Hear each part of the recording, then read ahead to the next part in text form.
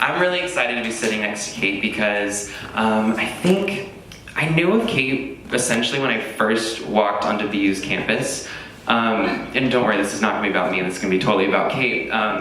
And I met so many people and they were like, oh, Kate. And I was like, who is Kate? Like, who? I just need to meet this person. Believe it or not, almost 2 years later, we finally met today. So I'm super excited to be sitting right next to you. I'm so honored by that story. Thank you. Oh my gosh. What an intro. Of course. So if you don't know, what you need to do is you need to pull out your phone right now. You're going to search Bucket List Boston. And you're going to follow that account and you're going to scroll through and you're going to like every single one of the pictures. You're going to comment and you're going to share it on your story and you're going to tell everyone you know to follow. Because it is truly one of the best Instagram accounts that I think I know of and follow because she's so consistent with everything that she does, and we're gonna dive into that. He said none of the speakers were compensated. I actually paid him before this to say all of that. Thank you, Yeah. Of course. So I kind of want to start off. Of course, we're gonna talk about how you started and what really made you interested, but I'm also a fan of your personal Instagram too. It's at Kate Weiser. You should do that too. Asian. And so what came first? Was it your passion for your personal Instagram, or was it this idea of like what Boston could be? Love that question. So I actually first got into photography because I love food, and I found that photographing my meals and my dishes when I would cook at home or be out in different cities was really exciting for me. And so when I came to Boston as a freshman, I had that same experience of seeing new beautiful things and wanting to capture it. And so I just started taking pictures of the city with my phone. And then I learned about an Instagram account called IG Boston that you can actually apply to be a part of the community.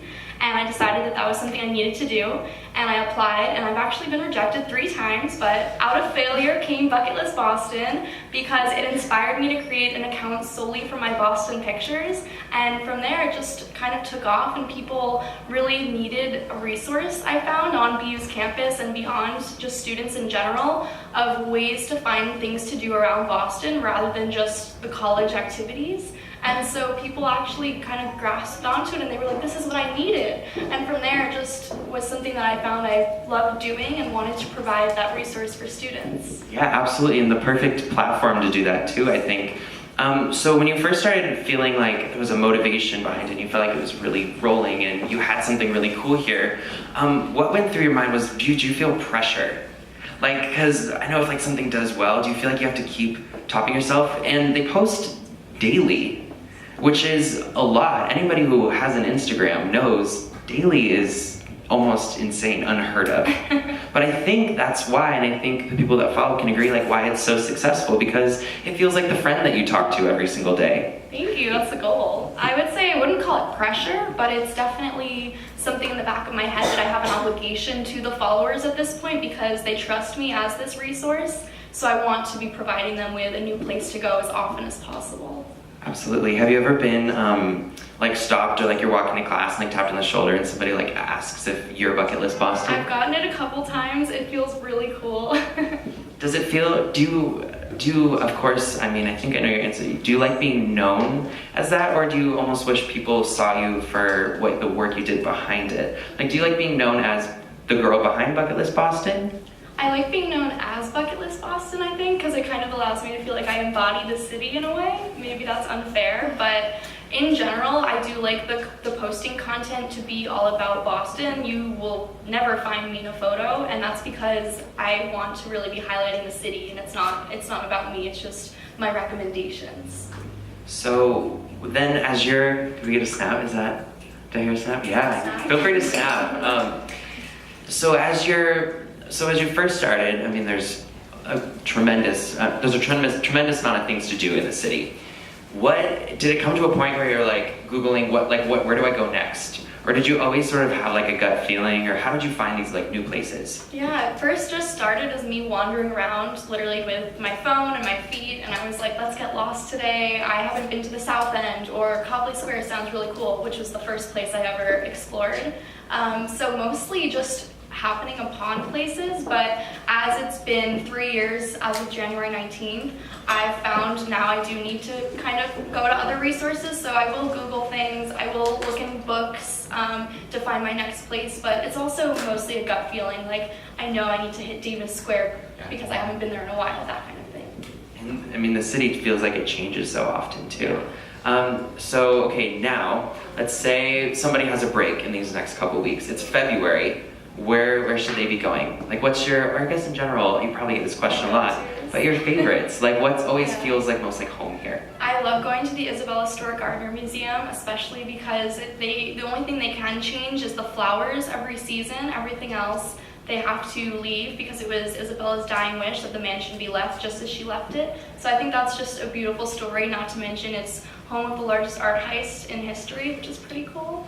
So I just love that whole history, and in general, I love the history of Boston. That's something that has drawn me to the city and to exploring it as much as possible, because beyond its beauty and its different interesting neighborhoods and different eateries, I think the fact that it has such a strong history is just fascinating.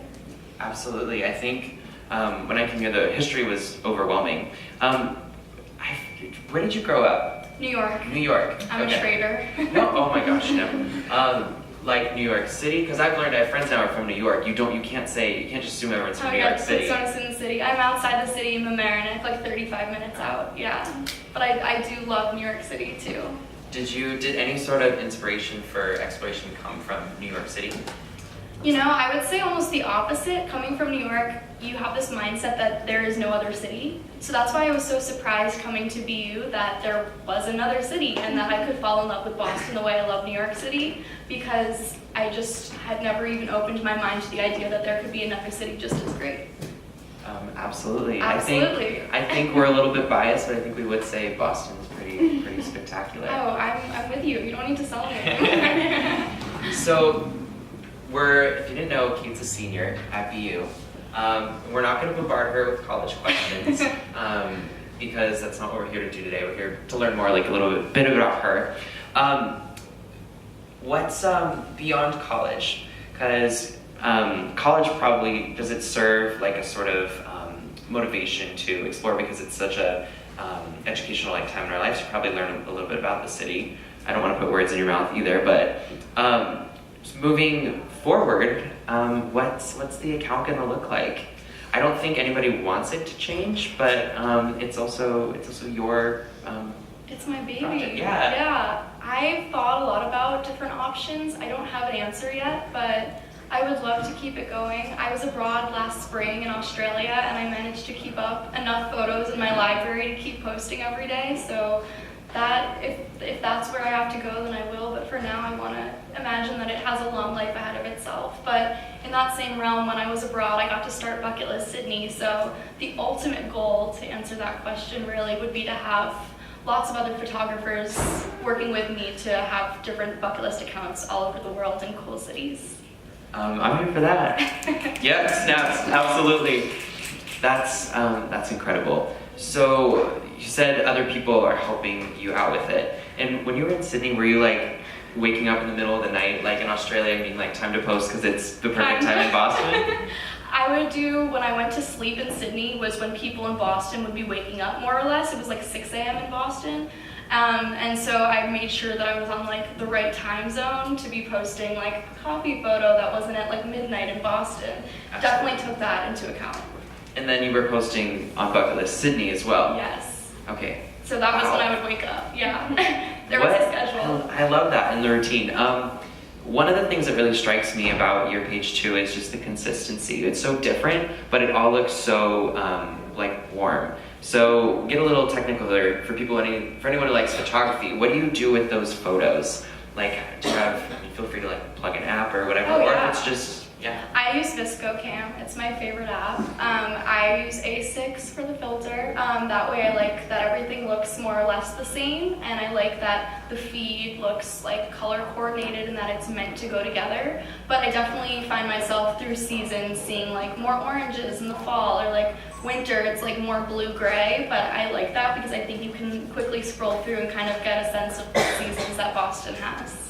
Absolutely. You can, even if you don't have to scroll far to see just so many different details about the city. It's incredible.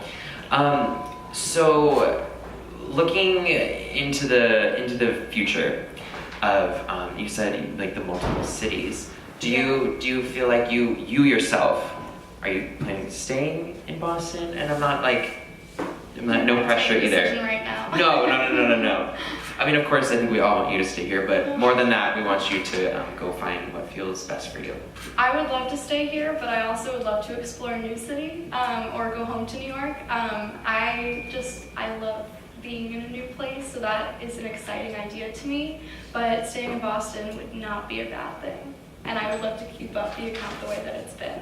Absolutely. Is it hard to put that trust into other people, like that you know are putting it on? And I'm assuming the people you have now, like you feel like they do or meet your standard. But when you first started bringing other people in, was there a? That's actually only just a goal at this point. I haven't even brought real people in. My roommate's my assistant at the moment, but I have thought of doing like a Willy Wonka-esque thing where I bring in people like golden ticket style and then find my Charlie Bucket of the crew. But I'm not there yet. I'm not ready to pass over the power yet. I'm not putting that pressure on you. I think although everything you they're would doing. probably be good at it. Now Oh my gosh! No. She's only no. So I know this about her because I think I actually took your job at one point. You did. So the story, because you went abroad. I did. And part of the reason I think I took your job at BU's PR department. You did. I heard about this. And I heard most of the things. Good things? Good things. Okay. Emily told me great things. Okay. Emily, one of my favorite people ever. So I feel like I knew you before I met you just because of her. So kind of in relation to that, looking back in the past 4 years, what is the number one thing that you think you'll take away? Or what experience stands out in your mind the most? Or what's the one thing that you're I'm just so grateful that happened? And it could be positive or negative, but I guess your best or greatest learning experience. That's a great question. I feel like I need a really good answer. I would say in First general, thing that comes to your mind. Yeah. The job that Jacob's referring to is we got to work on the social media team at Boston University, so doing all of their Instagram, Twitter, Facebook, Snapchat. And in general, I loved having the opportunity to go to every event on campus and cover it in a way that a student would for prospective students and current students alike to see what the BU experience is. And going to the Patriots parade and covering it on the Instagram story and getting to interview people and saying I'm here for BU and what do you have to say? That was really exciting and something that I'll always hold close to my heart. And what about that Boston Globe feature that you had too? That was pretty freaking cool. Right? Yeah. I saw it and I was almost I know her. I didn't, but I did. What happened like that? And was that scary? Was that feeling like you were being recognized for your work? Was it? Yeah, I would say the part that makes me most proud about that is I actually pitched myself to the Globe. So I'm a public relations student and we're all about pitching the media. So I honed those skills from class and I was like, okay, I'm going to use it for myself now. And I found some students that were doing a co-op at the Boston Globe and I messaged them and I was like, hey guys, it would be really cool if I were in the Globe. And it worked. I had to do it once and then it didn't work after a year and I went back again and they put me with someone else, but I was persistent. It's just something that I've learned through doing Bucket List Boston. Persistence is key if you want something, and eventually I got that feature and it was incredible when I saw myself in the paper. That's insane. And to have something tangible too, because even though you're so social media based, to have something right in front of you, with your face and your work is probably incredible. So cool. I want to move. I'm hoping by now we have a couple questions, so wrap those up in that box. I'm going to come grab those, or if one of my New Heights friends wants to grab the box and bring it up here, we'll do a couple of those real quick. I'm excited for those. I'm excited too. Surprise in the box. I know so many people who just recognize you for your work, and I've only ever heard positive things about you and the way you carry yourself, and people are always she is the exact opposite of almost the stereotype of people behind social media. So, let's see. Do you want to read them or do you want me to read them? You read them. Okay. It's a super surprise. Okay, this is a good one to start. How long ago did you start your account? January 19th, 3 years ago, so 2016. So in 3 years, you had that much success. Yeah. I mean. That's incredible. I'm also proud of you. What do you think really helped your following growth? I would say staying staying authentic and really branding myself from the beginning, I decided I was going to represent Boston in a holistic manner through the eyes of a student that was in Boston. So never losing sight of that and changing the idea of it made it very clear to people who followed from the beginning or who followed today, hopefully, that what they're getting is a virtual bucket list of the city through my eyes with my original photography. See, I could listen to her. Like, all day. What's your secret for social media marketing? Ooh. For social media marketing, I'm going to take this in one direction. If you mean something else, feel free to shout out. I have found that if I want to work with a brand or I want to try a new restaurant, all I have to do is message them and kind of explain to them what they're getting out of a collaboration. And most of the time, people want to work together because it's Boston, it's a smaller city, and I'm looking to help promote small businesses. So in terms of marketing, just being like true and showing like what the benefit is for both sides. If you offer that up, then it's hard to say no for the business's side. Absolutely.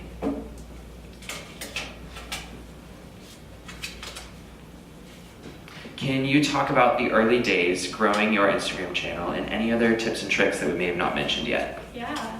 So when I first started it, it was solely for myself so that I could be a member of this community, actually. It wasn't to become a big Instagram account.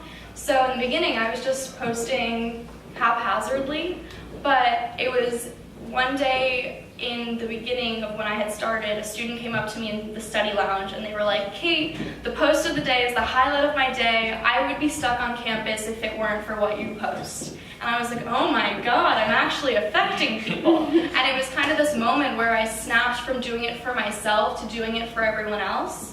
And in that moment, I decided I would post every single day because I felt that obligation to people like that peer of mine and to anyone else that followed, that they followed to see Boston and that I better be showing them the best of Boston. So that's probably my answer to the recommendation. I feel like I didn't answer that fully. No, I think you did perfectly. I think you touched on the consistency and listening to the people that follow you too. Yeah. Because although it's so much for you, you are giving so much to people too. Thank you. All right, this is our last one. How do you balance visiting new places with school? It's tricky. I use exploring as my treat to myself. So generally I'll say, okay, Kate, it's a Friday, you don't have class, but you better get stuff done. So I'll bring my books in my backpack with me and I'll kind of make a route or choose a location where there's a coffee shop nearby that I've been wanting to try. So that way I'm trying a new place, but I will also spend a couple hours there doing my schoolwork. And then I'll choose it by location, so then from there I'll have my camera and I'll get my treat time after I've done the work to walk around, explore, and take a bunch of photos. That's perfect. I think a lot of people want to know how, because college takes up so much of your time, how you built this brand for yourself too. That's incredible. Well, thank you so much for being here. I learned so much from you already. I cannot wait to see what the account grows into and all the success that's definitely in your future. Thank you so much. Yes, please. I know Kate's a busy girl, but if you have any questions for her, she doesn't bite. She's one of the friendliest people ever. So. I hug instead. She hugs. She walked right in and gave me a hug. Loved it. Okay, we're gonna keep things moving. Thank you so much, Kate. One more round of applause.